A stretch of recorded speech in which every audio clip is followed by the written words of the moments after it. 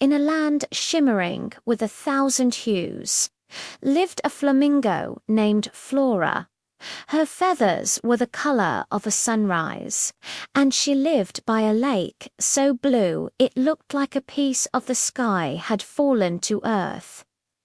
Every morning, Flora would dip her beak into the cool, crystal-clear water, and every evening she would dance with her friends, their pink reflections twirling on the surface. One morning, however, something was terribly wrong. Flora woke up, stretched her long, elegant neck, and gasped. The lake was gone. In its place was a vast, still pool of dull, lifeless grey. The sparkling blue, the emerald green of the lily pads, the sunny yellow of the water lily vanished. The other flamingos stood silently by the shore, their vibrant pink feathers looking sad against the colorless water. The world felt quiet and heavy. Flora's heart sank. Where had all the beautiful colors gone? Determined to bring them back, Flora decided she had to do something. "I'm going to find the colors," she announced bravely. She said goodbye to her friends and set off on a journey, her pink feet padding softly along the grey shore. She walked past grey reeds and under a grey sky. It felt like the whole world was holding its breath. After a while, she heard a tiny, cheerful sound, chirp, chirp, splash. Peeking through some tall, colorless cattails, Flora saw a small bird, no bigger than her beak, but this bird was a walking rainbow. His feathers were splattered with every color imaginable, cherry red, sunny yellow, and a brilliant sapphire blue.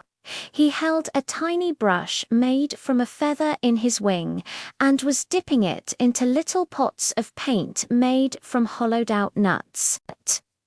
With a flick of his wrist, he painted a dewdrop on a leaf, and suddenly it sparkled with light.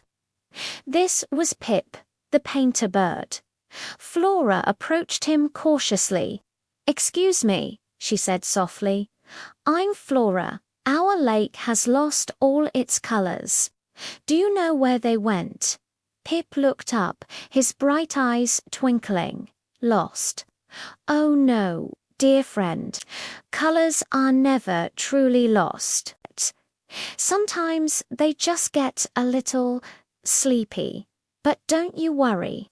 Waking them up is my favorite thing to do."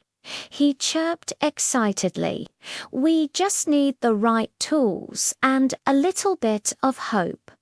Flora felt a flutter of excitement. Hope, that was a word she hadn't felt all day. "Can you help us?" she asked. "Of course." Pip chirped, gathering his little nut pots of paint. "Let's go paint a masterpiece." Together, they hurried back to the silent grey lake. The other flamingos watched, curious, as the little rainbow bird and the bright pink flamingo stood at the water's edge. "All right, Flora," Pip said, handing her a soft cattail reed. "You dip this in the water, and I'll add the color. But we have to remember what it looked like. Close your eyes and think of the bluest blue." Flora closed her eyes and pictured the sky on a perfect summer day. She dipped the reed into the grey water. At that exact moment, Pip touched the reed with his brush full of sapphire paint. A ripple of brilliant blue spread from the reed, expanding across the water like a blooming flower. The flamingos gasped in delight. "Now, the green for the lily pads," Pip shouted. Flora thought of fresh spring leaves, and as she touched the water again, Pip added a splash of emerald green. Swirls of vibrant green danced across the surface, forming the familiar shapes of lily pads.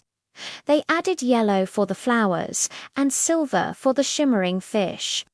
Soon, the entire lake was a breathtaking canvas of color, more beautiful than ever before. The flamingos began to dance, their joy reflected in the sparkling water. Flora had not only brought back the colors, but she had also brought back hope and happiness to her home. And she learned that even when things seem grey, a little bit of courage and a good friend can help you paint a brighter world.